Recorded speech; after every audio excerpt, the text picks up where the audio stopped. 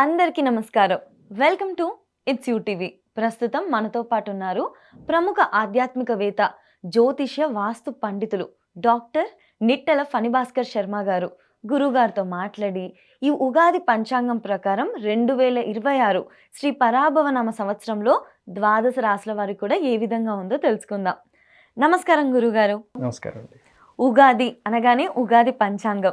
మరి 2026 శ్రీ పరాభవనామ సంవత్సరంలో మీనరాశి వారికి ఏ విధంగా ఉండబోతుంది? మీనరాశి వారికి పరాభవనామ సంవత్సరంలో ఆదాయం 14, వ్యయం 11, రాజపూజ్యం 7, అవమానం 2. గత సంవత్సరంతో పోల్చుకుంటే చాలా మెరుగైనటువంటి ఫలితాలు ఈ సంవత్సరంలో ఉన్నాయి. రాజపూజ్య అవమానాల్లోనూ ఉన్నాయి, ఆదాయ వ్యయాల్లోనూ ఉన్నాయి. ఇంకో విషయం ఏంటి అంటే, గత సంవత్సరం చాలా ఇబ్బందుల్ని అనుభవించినటువంటి రాశుల్లో ప్రధానంగా మీనరాశి ఒకటి. వీరికి గురుబలం లేదు, ఏలినాటి శని దోషం ఉన్నది, వ్యయరాహు యొక్క స్థితి ఉన్నది.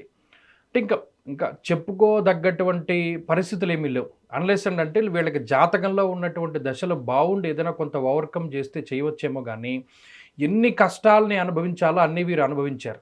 శరీరం ఆకృతి పాడైపోతుంది, ఫస్ట్ వెయిట్ గెయిన్ అయిపోతారు, అందం పాడైపోతుంది, అలాగే రూపురేఖలు పాడైపోతాయి. వీళ్ళు చూడండి, ఇంకా అతిశయోక్త కాకపోతే చాలామంది మంచి తెల్లగా ఉండేటువంటి వర్చస్సుతో ఉండేటువంటి వాళ్ళకి ముఖం నల్లగా మారిపోవడము, చర్మ సంబంధమైన సమస్యలు రావడము, జుట్టు రాలిపోవడం దగ్గర నుండి అనేక రకాల సమస్యలు ఉంటాయి.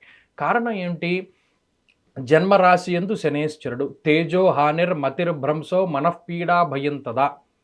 తేజోహాని అంటే మనకుండేటువంటి వర్చస్సు దగ్గర నుండి, మనకుండే మంచి పేరు దగ్గర నుండి అన్నిటినీ పాడు చేస్తారు. మతిర్భ్రంశో ఎప్పుడు గుర్తుపెట్టుకునేటువంటి వాళ్ళు ఏదైనా ఇంపార్టెంట్ పని మీద వెళతారు, ఆ ఫైల్ మర్చిపోతారు. అంత దూరం ట్రావెల్ చేస్తారు, అక్కడికి వెళతారు, ఇంపార్టెంట్వన్నీ మర్చిపోతారు, లేదా ఏదైనా కీలకమైన డాక్యుమెంట్ మర్చిపోతారు. ఇలా మతిర్భ్రంశో, బుర్ర పనిచేయదు. మనఃపీడా భయంతదా, ఏదో ఒక మానసిక అలజడి ఉంటూనే ఉంటుంది వీళ్ళకి. ఈ పని అవుతుందా అవదా, నెగిటివ్ థాట్స్ ఎక్కువగా వస్తాయి. ఇదేంటి, మన దగ్గర అన్నీ ఉన్నాయి కదా, మనం అన్నీ చదువుకున్నాం కదా, ఎగ్జామ్ ఎందుకు రాయలేకపోతాం? వీళ్ళు మనసులో ఒకటి పెట్టేసుకుంటారు, మనకి ఏదైనా ఇబ్బంది వస్తుందేమో అనుకుంటే అది నిజంగానే వస్తుంది. అన్నీ ప్రిపేర్ అవుతారు, అన్నిటినీ చదువుకుంటారు, అన్నిటినీ శ్రద్ధగా నేర్చుకుంటారు. కరెక్ట్గా ఎగ్జామ్కి వెళ్ళేటప్పటికి జ్వరం వస్తుంది, ఓపిక ఉండదు, లేదా ఏదైనా ఇబ్బంది కలగచ్చు, అవాంతరం రావచ్చు. అలా చివరాఖరణ పాడైపోయినటువంటి విషయాలు గతంలో చాలా ఉన్నాయి. అలాగే వ్యయమందు రాహు దారిద్ర్యం ధననాశంచ నేత్రపీడ రిపోర్భయం కార్యవిఘ్నం ప్రవాసంచ అన్నారు. 12లో రాహు పడుకోనివ్వడం. అప్పటి వరకు మనం సంపాదించుకున్నటువంటి ఆస్తిని ఎవడైనా పట్టుకుపోతాడేమో, లేదా మనం ఏదైనా నష్టపోవలసి వస్తుందేమో, ఈ నెగిటివిటీ పూర్తిగా ఉండడం వల్ల నిజంగా దాన్ని అనుభవించేటువంటి పరిస్థితులు వాళ్ళకి వచ్చేస్తాయి. అటు అర్ధాష్టమ గురుడు అంటే ఆయన చతుర్థ స్థానమందు యాచనం, బుద్ధి చాంచల్యం, తేజోహానిర్ ధనవ్యయం. ఇటు చూడండి, అటు శనేశ్వరుడు చెప్పినా, రాహువు చెప్పినా, గురుడికి చెప్పినా ధనవ్యయం, తేజోహాని, ఇవే ఎక్కువగా చెప్పుకుంటూ వచ్చారు. అంత నెగిటివ్ ఫేజ్ని అనుభవించారు వీళ్ళు.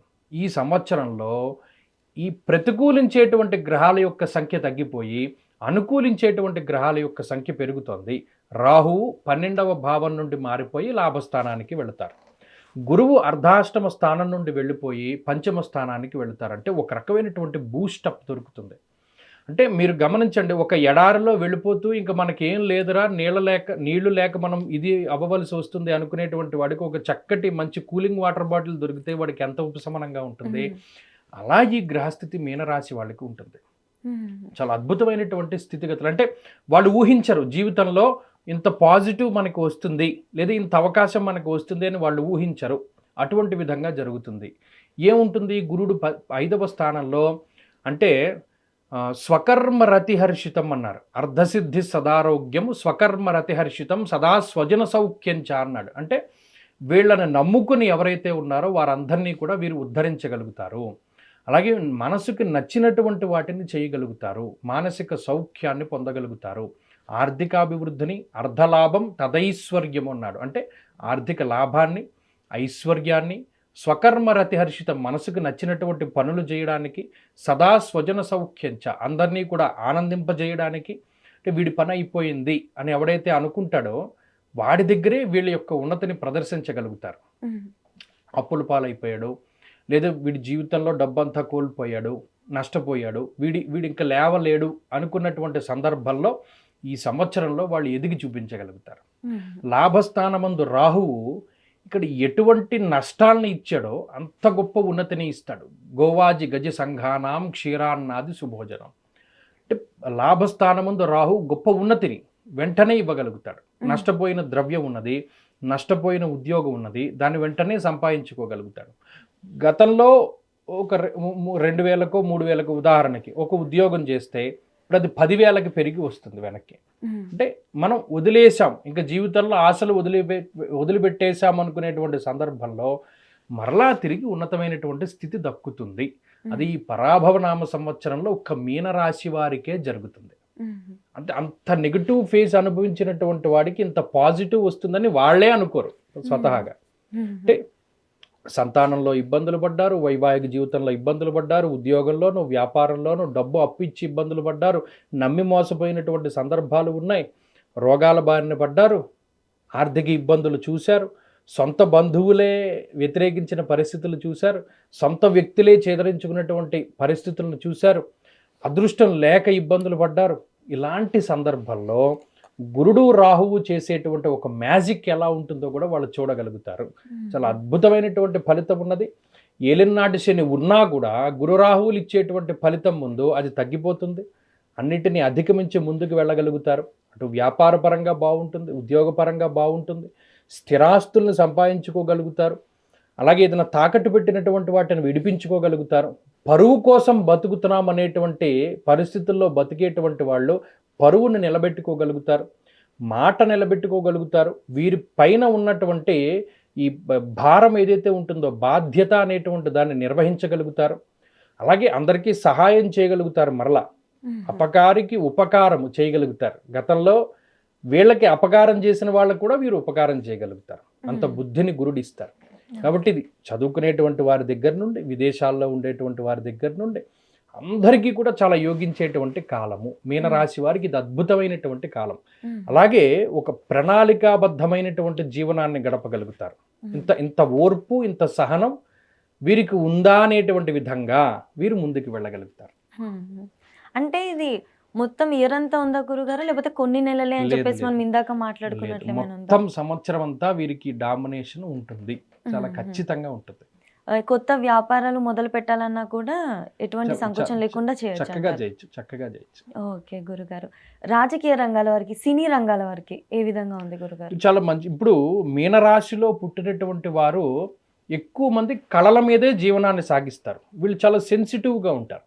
ప్లస్ ఒక సపోర్ట్ లేకపోతే వీళ్ళు ఉండలేరు. అంటే వీళ్ళకి ఏదైనా ఒకటి అందించేటువంటి వారో, ఒక సపోర్ట్గా ఉండేటువంటి వాళ్ళు లేకపోతే జీవనాన్ని లీడ్ చేయలేరు. ఒంటరిగా వీళ్ళు ఉండలేరు. అసలు ఒంటరితనం అన్నది వీళ్ళు భరించలేరు. ఎప్పుడో ఒక తోడు కావాలి, ఒక సపోర్ట్ కావాలి. దానికోసమే ఎక్కువ తాపత్రయపడతారు. అదే అలుసుగా తీసుకుని అందరూ వీళ్ళని మోసం చేస్తారు. ఆ సపోర్ట్ అన్నది ఎవరి దగ్గర నుండి రాదు, అంటే జెన్యూన్గా దొరకదు.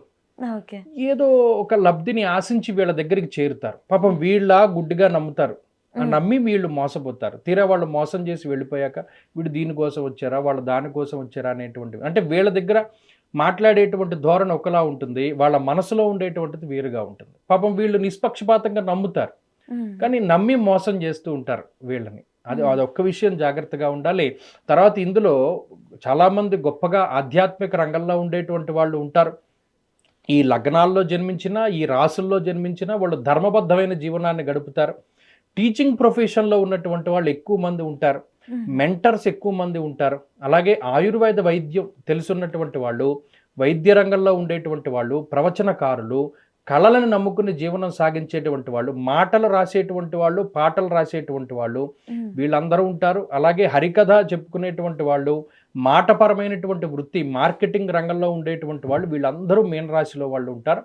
వాళ్ళందరికీ ఈ సంవత్సరం చాలా బాగుంటుంది. ఓకే, ఎవరైతే కళని నమ్ముకున్నారో వాళ్ళకి అద్భుతంగా ఉంటుంది. మోస్ట్లీ వాళ్ళే ఎక్కువగా ఉంటారు, వాళ్ళకి బాగుంటుంది కూడా. జీవితంలో అభివృద్ధి అయితే చూడగలుగుతారు.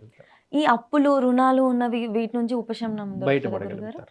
ఓకే, వీళ్ళ కోసం ఏదైనా ఒక చక్కటి పరిహారం ఈ సంవత్సరంలో వీరు చేయవలసిందల్లా శనేశ్వరుడి అనుగ్రహం పొందడమే. శనేశ్వరుడు ఎప్పుడు ఏ విధంగా మనల్ని అనుగ్రహిస్తాడు అంటే ధర్మబద్ధంగా వెళితే ఆయన ఏమి చేయడు. మనం అన్నీ బాగున్నప్పుడు ఎవరినైనా మనం ఏదైనా చేసామనుకోండి, అదే మనకి తిరిగి రివర్స్లో వస్తుంది మన దగ్గర ఏం లేనప్పుడు. కాబట్టి కర్మగత ఫలితాన్ని ఇచ్చేటువంటి వాడు కాబట్టి సత్కర్మల్ని ఆచరించడము అంటే ఎక్కువగా పరమేశ్వరుడి యొక్క ఆరాధన చేయగలగడం, శివాలయానికి ప్రతిరోజు వెళ్ళడం, శనివారం సోమవారం శివుణ్ణి దర్శనం చేసుకోవడం, ప్రదోష కాలంలో దీపారాధన చేయడము, ప్రతిరోజు శివాష్టోత్తర శతనామావళి స్తోత్రాన్ని చదువుకుంటూ ఉండడము, వీలున్నంత వరకు శనివారాలు సోమవారాలు ఏకభుక్తంతో ఉంటూ ఉండడము, అలాగే ప్రతి నెలలోనూ ఆరుద్ర నక్షత్రము కృత్తికా నక్షత్రము వస్తూ ఉంటాయి. ఆయా సందర్భాల్లో శివుడికి అభిషేకం జరిపించుకోవడం ద్వారా ఈ సంవత్సరంలో మంచి ఫలితాన్ని పొందగలుగుతారు. వీళ్ళకి కలిసి వచ్చే రంగు గురుగారు? వీరికి తెలుపు రంగు చాలా బాగుంటుంది, అలాగే ఆరెంజ్ కలర్ కూడా చాలా బాగుంటుంది. చాలా చక్కగా వివరించారు గురుగారు. ధన్యవాదాలు.